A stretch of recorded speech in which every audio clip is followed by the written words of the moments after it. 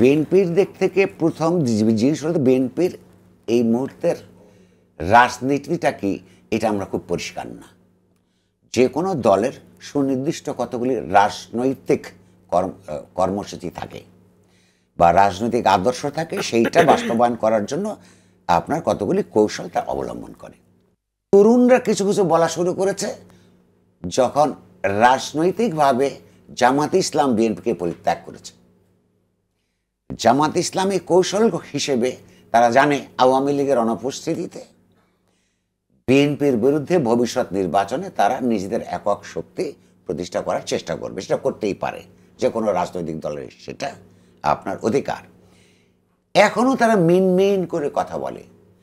বাংলাদেশের সংখ্যাগরিষ্ঠ মানুষ কোনোদিন ৭১-এর স্বাধীনতা যুদ্ধের চেতনা ত্যাগ করে বাংলাদেশের রাজনীতি করবে না।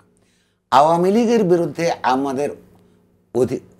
আমাদের অভিযোগ ছিল মুক্তিযুদ্ধের চেতনার নামে আসলে তারা কোনো মুক্তিযুদ্ধের রাজনৈতিক কর্মকাণ্ড, অর্থনৈতিক কর্মকাণ্ড করে নাই। মুক্তিযুদ্ধের চেতনাকে ব্যবহার করে তারা একাধিপত্য, স্বৈরতন্ত্র, লুটপাট এগুলি করেছে। আওয়ামী লীগ যদি মুক্তিযুদ্ধের চেতনার পক্ষে থাকতো তাদের বিরুদ্ধে লড়াই করবার কোনো প্রয়োজন থাকতো না।